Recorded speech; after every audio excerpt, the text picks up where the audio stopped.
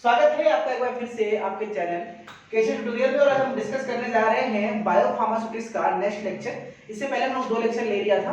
आज के last lecture में हम लोग बात कर रहे थे मेथड ऑफ डिफ्यूजन की, यानी जो ट्रांसपोर्ट हो रहा है, जो ट्रांसपोर्ट है वो कितने तरीके से हो सकते हैं। उसमें दूसरा तरीका हम डिस्कस करने वाले हैं। नंबर दूसरा तरीका है जिसके कई नाम है। This is the filtration transport, या इसको पोर ट्रांसपोर्ट, या इसको कन्वेक्टिव ट्रांसपोर्ट, या इसको पैरासेलुलर ट्रांसपोर्ट। 4 नाम से इसको पूछ सकता है एग्जाम में। चारों नाम आपको पता है, टॉपिक एक ही है, नाम 4 है। पहला है आपका फिल्ट्रेशन ट्रांसपोर्ट, दूसरा है पैरासेलुलर ट्रांसपोर्ट, तीसरा है पोर ट्रांसपोर्ट, चौथा है कन्वेक्टिव ट्रांसपोर्ट। ये होता क्या है दोस्तों समझिए। ट्रांसपोर्ट का मतलब आप समझते क्या होता है कि जब हम दवा खा रहे हैं, मेडिसिन, वो हमारे पेट में जा रही है, पेट में डिसॉल्व हो रही है, डिसॉल्व होने के बाद वो एब्जॉर्ब हो रही है, यानी हमारे पेट से कहाँ जा रही है, हमारे ब्लड स्ट्रीम में, यानी स्टमक के अंदर से इंटेस्टाइन को पार करते हुए, यानी हमारे इंटेस्टाइन के अंदर से इंटेस्टाइन वॉल को पार करते हुए ब्लड में पहुंचना, दिस इज कॉल्ड एब्जॉर्प्शन। यानी हम इसको समझे, ये हमारा दोस्तों इंटेस्टाइन है। जब भी हम दवा खाएं तो वो दवा के पार्टिकल हमारे इंटेस्टाइन के अंदर आ गए, और ये बाहर का जो एरिया है, दिस इज जो चैनल है, इसमें क्या है, ब्लड। तो इस जो मेडिसिन है, इन सभी मेडिसिन का ब्लड में पहुंचना, यानी इंटेस्टाइन से ब्लड में पहुंचना, दिस इज कॉल्ड ट्रांसपोर्ट। और ये सेकंड बात कर रहे हैं, this is the filtration transport, pore transport. ये क्या होते हैं पहले इसको समझ लेते हैं। देखिए होता क्या है दोस्तों कि ये भी एक प्रकार का पैसिव डिफ्यूजन है, जैसे कि हमने पहले लास्ट क्लास में देखा था कि हाई कंसंट्रेशन से लो कंसंट्रेशन की ओर जा रहा था। इसमें क्या काम है, देखिए जो ये आपको जो इंटेस्टाइन है, इस इंटेस्टाइन के नीचे यहाँ पे एपिकल सेल की एक लेयर है। यार देखो, आपको पता है कि इंटेस्टाइन की जो लेयर है उसमें एपिथेलियम सेल होते हैं। भाई आपको आखिरी से देखो, मैंने क्या बताया था कि ये बायोफार्मास्यूटिक्स है, फार्माकोलॉजी और फार्मास्यूटिक्स मिला के पढ़ना है दोस्तों। तो फार्माकोलॉजी में आ जाते हैं तो इंटेस्टाइन की अपर लास्ट लेयर को एपिथेलियम बोलते हैं। तो ये जो एपिथेलियम है, इसको आप समझिए कि ये जो लेयर है, एपिकल सेल लेयर या एपिथेलियम सेल लेयर है, इसमें क्या होते हैं, ढेर सारे सेल, स्क्वामस, क्यूबॉइडल, है ना, ये सारे सेल आपस में जुड़े होते हैं। कई सेल मिलकर एक पूरा का पूरा लाइन बनाते हैं। और इसी एपिथेलियम सेल को और थोड़ा सा डिटेल में जाएंगे तो आप देखेंगे कि एक सेल ये है, दूसरा सेल ये है, तीसरा सेल ये है, चौथा सेल ये है। यानी हमने इसको थोड़ा सा जूम किया, इस स्ट्रक्चर को थोड़ा सा जूम करके एपिथेलियम दिखाया, और इस एपिथेलियम को जूम करके हमने देखा तो ये सेल इस तरह से है।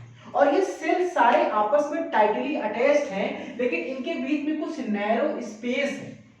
देखिए इन सेल्स के बीच में कुछ स्पेस है, यानी अगर इसको हम और जूम करें दोस्तों, हम पाएंगे एक सेल ये है और दूसरा सेल ये है।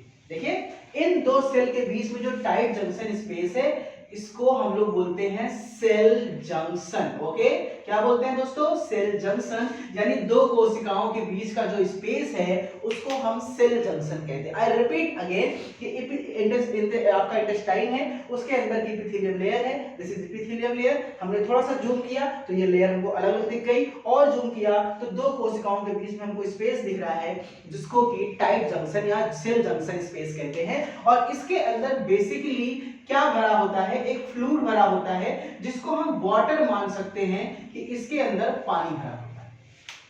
अब क्या है दोस्तों, जब ये ड्रग हमारी इसको पार करेगी, तो अगर किसी ड्रग का पार्टिकल साइज बहुत छोटा है, इतना छोटा है कि जो इसके बीच का जंक्शन है, इसके बीच से आर पार जा सकता है, तो वहां पे किसी भी प्रकार के एक्टिव पैसिव डिफ्यूजन की कोई जरूरत नहीं है, वो इस नैरो जंक्शन को पार कर सकता है।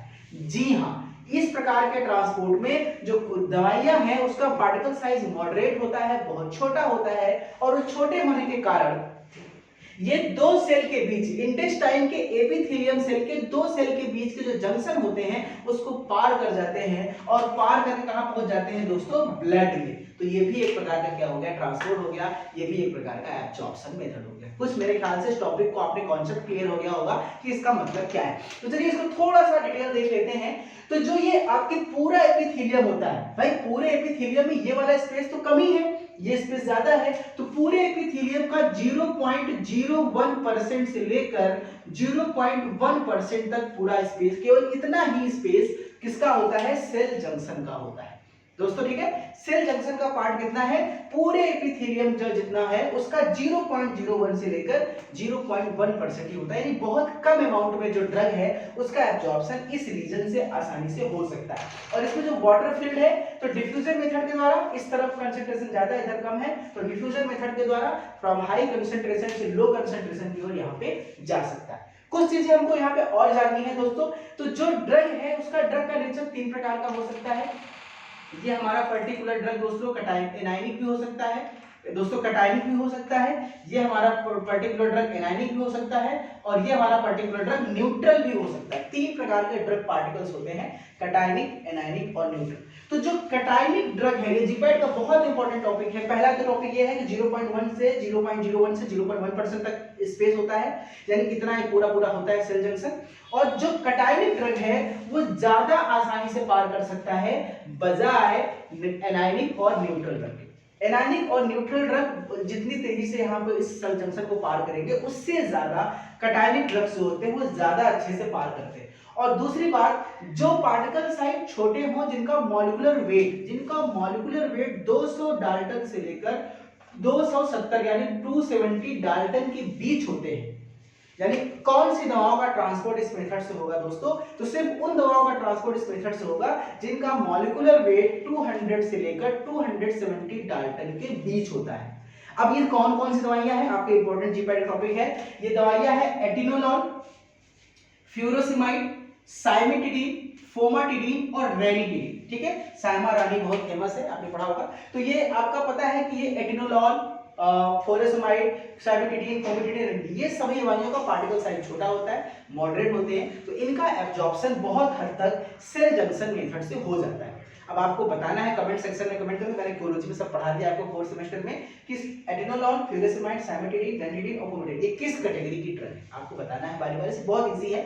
ठीक है, तो चलिए आगे देख लेते हैं कि अब जो ड्रग्स होते हैं, जो बेसिकली जो इंटेस्टाइन है, इनके बीच का पोर स्पेस, जो देखो आप देख रहे हैं ना, ये जो बीच का स्पेस है इसको हम लोग पोर बोल सकते हैं।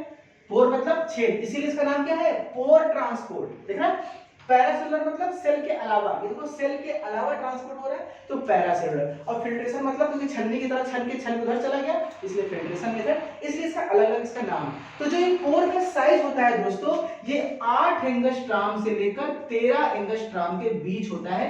ये बात भी आपको याद रखनी है कि जो सेल आपके पैरासेलुलर ट्रांसपोर्ट मेथड में जो इंटेस्टाइन के बीच में जो सेल्स के बीच के पोर्स का जो स्पेस है वो 8 एंगस्ट्रॉम से लेकर के 13 एंगस्ट्रॉम के बीच में होता है। ठीक है, आगे हम बात करते हैं। तो ये जो पूरा का पूरा प्रोसेस है इसमें भी रेट ऑफ डिफ्यूजन होगा। यहाँ पे रेट हम कह सकते हैं कि रेट ऑफ फिल्ट्रेशन, क्योंकि इसको फिल्ट्रेशन ट्रांसपोर्ट भी कहते हैं या पोर ट्रांसपोर्ट कहते हैं, तो हम कह सकते हैं जो रेट ऑफ फिल्ट्रेशन है वो डिपेंड करता है किन चीजों को, वो डिपेंड करता है कि इस साइड पे ड्रग का कंसंट्रेशन कितना है, कंसंट्रेशन ग्रेडियंट कितना है, और पूरी तरह से वो डिपेंड करता है इसका जो रेट लिमिटिंग स्टेप है वो है टाइट जंक्शन कॉम्प्लेक्स। देखिए सेल के बीच की जो जंक्शन है, ये जो जंक्शन है इसको बोलते हैं tight junction complex, this is TGC।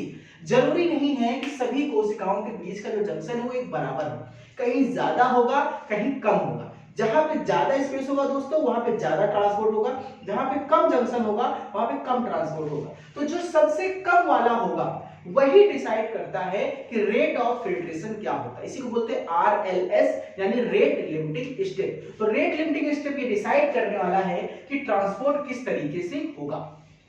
ठीक है, तो जो इसका रेट लिमिटिंग स्टेप है वो क्या है, टाइट जंक्शन कॉम्प्लेक्स, TGC होता है, ये नैरो प्रोसेस होता है और यही डिसाइड करता है कि रेट ऑफ फिल्ट्रेशन, कभी भी रेट ऑफ फिल्ट्रेशन ज्यादा वाले से कंपेयर नहीं होता, कम वाले से कंपेयर करके किसी का भी हम रेट निकाल सकते हैं। अगर हम कहें कि किसी टीम का सबसे अच्छी टीम कौन सी टीम है, तो सबसे अच्छी टीम वो नहीं होती जिसका सबसे अच्छा खिलाड़ी जिसमें सबसे अच्छा खेलता, उसका सबसे खराब खिलाड़ी कितना अच्छा खेल सकता है वो डिसाइड करता है कि उसकी टीम कितनी अच्छी है, तो उसी को रेट लिमिटिंग स्टेप कहते हैं और वहां से ये डिसाइड होता है। तो अब हम बात करते हैं कि इस मेथड का एडवांटेज क्या है। देखो ये मेथड बहुत अच्छा है लेकिन इससे इसका अमाउंट बहुत कम है, क्योंकि इसमें जो 0.01 से 1% स्पेस होता है पूरे इंटेस्टाइन का, तो कम अमाउंट में होता है, लेकिन इसके दो एडवांटेज बहुत खास है।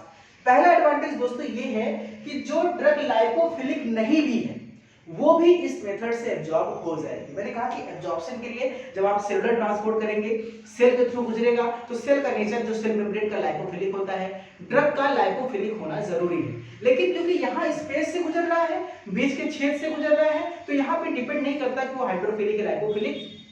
तो पहला एडवांटेज ये है, तो first advantage that there is no necessary requirement for the lipophilicity of the drug. दूसरा, आपको पता है जब ये ड्रग पास होती है और लीवर के थ्रू जाती है तो वहां पे एंजाइम्स पाए जाते हैं बहुत सारे, तो वहां पे फर्स्ट पास मेटाबॉलिज्म होता है, यानी जो ड्रग है उसका एंजाइमेटिक डिग्रेडेशन हो जाता है। तो अगर हम इस मेथड से अगर कोई ड्रग का ट्रांसपोर्ट होगा तो डायरेक्ट ब्लड में जाएगा without going into the liver, that's it, इसका जो एंजाइमेटिक डिग्रेडेशन है वो बच जाएगा, यानी उस ड्रग का जो डिग्रेडेशन होता है, खराब होता है फर्स्ट पास मेटाबॉलिज्म में, वो नहीं होता है। अब हम बात करेंगे इसके नेक्स्ट टॉपिक पे, this is the factor affecting, हम बात करने जा रहे हैं फैक्टर अफेक्टिंग फिल्ट्रेशन, यानी फिल्ट्रेशन ट्रांसपोर्ट या कोर ट्रांसपोर्ट। तो एक फार्मूला है जिसको फ्लक्स फार्मूला कहते हैं। फ्लक्स फार्मूला है J = D एप्सिलॉन C और अपान H, यानी उसको फिर से यहां पे लिख देते हैं J = D एप्सिलॉन C और अपान H। इस फार्मूले पे ये डिपेंड करता है कि कैसे इसका फैक्टर अफेक्टिंग है। तो J का मतलब है पैरासेलुलर फ्लक्स, पैरासेलुलर फ्लक्स का मतलब हो गया कि कितना अमाउंट ऑफ ड्रग पैरासेलुलर ट्रांसपोर्ट के द्वारा हमारे इंटेस्टाइन से ब्लड में जा रहा है, इसे कहते हैं पैरासेलुलर फ्लक्स। तो जो पैरासेलुलर फ्लक्स है वो डिपेंड करता है तीन चीजों पे, D एप्सिलॉन C और H, यानी चार चीजों पे। D का मतलब दोस्तों हो गया डिफ्यूजन कोएफिशिएंट। डिफ्यूजन कोएफिशिएंट क्या है, कितना ज्यादा कंसंट्रेशन ग्रेडियंट है, इधर कितना कंसंट्रेशन उधर कितना कंसंट्रेशन है, वो डिसाइड करेगा, and this is the directly proportional. Epsilon का मतलब दोस्तों हो गया फ्रैक्शन ऑफ सरफेस एरिया, यानी कि जो पोर का सरफेस एरिया है किसी किसी का ज्यादा है तो ज्यादा ट्रांसपोर्ट होगा, कम है तो कम ट्रांसपोर्ट होगा, तो fraction of surface area epsilon है। C है कंसंट्रेशन ऑफ ड्रग और H है थिकनेस ऑफ द मेम्ब्रेन, ये मेम्ब्रेन की थिकनेस जितनी ज्यादा होगी वो उस पर डिपेंड करेगा। अब देखिए कैसे इसको लिख सकते हैं, जो ये आपका पैरासेलुलर फ्लक्स है वो D के डायरेक्टली प्रोपोर्शनल है, यानी कि जितना ज्यादा डिफ्यूजन कोएफिशिएंट होगा, जितना ज्यादा कंसंट्रेशन ग्रेडियंट होगा, उतना ज्यादा तेजी से डिफ्यूजन होगा, ट्रांसपोर्ट होगा। एप्सिलॉन के डायरेक्टली प्रोपोर्शनल है। एप्सिलॉन का मतलब हो गया कि आपका जो डिफ्यूजन कोएफिशिएंट, ठीक है, वो आपका है, वो पैरासेलुलर फ्लक्स का डिफ्यूजन कोएफिशिएंट है, सॉरी एप्सिलॉन का मतलब होगा fraction of surface area.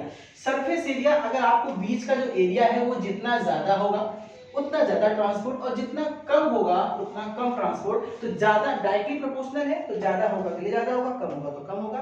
And the C1 is the concentration gradient, तो दोनों के बीच में कंसंट्रेशन का डिफरेंस जितना ज्यादा होगा, यानी यहाँ पे 90 पार्टिकल है, यहाँ पे 10 पार्टिकल है, तो कंसंट्रेशन बहुत ज्यादा, डिफरेंस 80 का है तो तेजी से ट्रांसपोर्ट होगा, और यहाँ पे 40 पार्टिकल है, यहाँ पे 30 पार्टिकल है, डिफरेंस सिर्फ 10 का है, तो कंसंट्रेशन ग्रेडियंट कम है तो ट्रांसपोर्ट का रेट स्लो होगा, ठीक है। और जब लास्ट है H के साथ इनवर्सली प्रोपोर्शनल है, मतलब थिकनेस जितनी ज्यादा मोटाई होगी, देखिए एक मोटाई सेल की ये है और एक मोटाई सेल की ये, तो जब ये मोटाई होगी तो ज्यादा रास्ता उसको तय करना पड़ेगा, ज्यादा पाथ लेंथ तय करना पड़ेगा ब्लड तक पहुंचने के लिए, और अगर सेल की मोटाई कम है तो कम रास्ता तय करना पड़ेगा। और सीधी सी बात है, जहां ज्यादा रास्ता तय करना पड़ेगा वहां ट्रांसपोर्ट कम हो जाएगा, जहां कम रास्ता तय करना पड़ेगा वहां पे ज्यादा हो जाएगा।